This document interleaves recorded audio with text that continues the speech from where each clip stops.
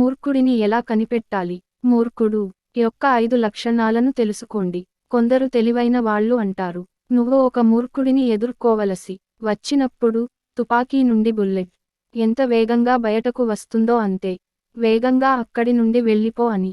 కానీ ఇక్కడ సమస్య ఏమిటంటే, మూర్ఖుడిని కనిపెట్టడం సాధారణంగా కనిపించే వారిలో కూడా మూర్ఖులు ఉంటారు. ఇప్పుడు మూర్ఖుడిలో ఉండే 5 లక్షణాల గురించి తెలుసుకుందాం. ఈ లక్షణాలు ఉన్న వాడితో మీరు వాదనలు పెట్టుకోవద్దు. అతని దగ్గర ఎక్కువసేపు ఉండవచ్చు. ఎవరు ఏది చెప్పినా వెంటనే నమ్మేయడం. తెలివి తక్కువ ఉన్నవాడు ఎవరు ఏది చెప్పినా నమ్మేస్తాడు. పరిస్థితులను ఎప్పుడూ అర్థం చేసుకోలేడు. ఎవరైనా ₹1 పడేస్తే చాలు వారికి గొడ్డు చాకిరీ చేస్తారు. ఎదుటివారు తనకు భవిష్యత్తులో ఏదో లాభం చేస్తారు అని ఊహల్లోనే బతుకుతుంటాడు.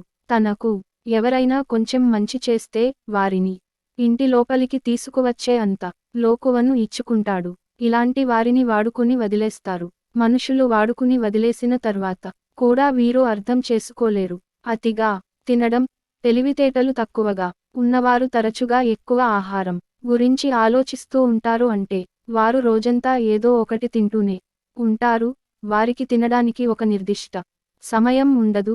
ఈ వ్యక్తులు జీవించడానికి తినరు, తినడానికి మాత్రమే జీవిస్తున్నట్లు కనిపిస్తారు.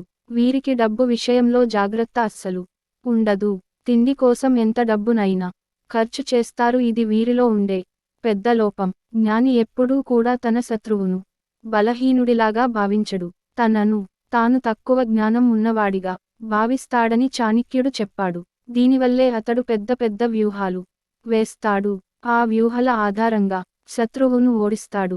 కానీ తక్కువ తెలివితేటలు ఉన్న వ్యక్తులు, అంటే మూర్ఖులు, మాత్రం తమను తాము అత్యంత తెలివైనవారు మరియు శక్తివంతులులాగా భావిస్తారు. తనకన్నా బలవంతుడు ఎవరూ లేడు అని భావనలో బతుకుతూ ఉంటారు. అతిగా నిద్రపోవడం, మెదడు తక్కువగా ఉన్నవారు ఎక్కడైనా, ఎప్పుడైనా, ఎంతసేపైనా నిద్రపోతారు. వారు చురుకుగా ఉండవలసిన సమయంలో కూడా అలా ఉండరు. తెలివైన వ్యక్తులు తక్కువగా నిద్రపోతారు. ఎందుకంటే వీరు భవిష్యత్తు గురించి ఆలోచిస్తూ నిద్రను మరుస్తారు. తక్కువ తెలివితేటలు ఉన్న వ్యక్తులు ఎల్లప్పుడూ తమను ఎదుటివారి ముందు పొగుడుకుంటూ ఎక్కువగా మాట్లాడతారు. వారు అవతలి వ్యక్తి చెప్పేది జాగ్రత్తగా వినరు. అడిగినదానికి వీరు చెప్పేదానికి పొంతన ఎక్కడ కుదరదు. తద్వారా నలుగురిలో నవ్వుల పాలు అవుతారు. ఎప్పుడు ఏదో ఒకటి వాగుతూనే ఉంటారు. ఫ్రెండ్స్, ఈ వీడియో గనుక మీకు నచ్చినట్లయితే ప్లీజ్ లైక్ చేసి మీ ఫ్రెండ్స్కి షేర్ చేయండి. అలాగే మా కొత్త వీడియోస్ మీకు వెంటనే చేరాలంటే మన ఛానల్ని సబ్స్క్రైబ్ చేసుకొని పక్కనే ఉన్నటువంటి బెల్ ఐకాన్ని ప్రెస్ చేయండి. ధన్యవాదములు.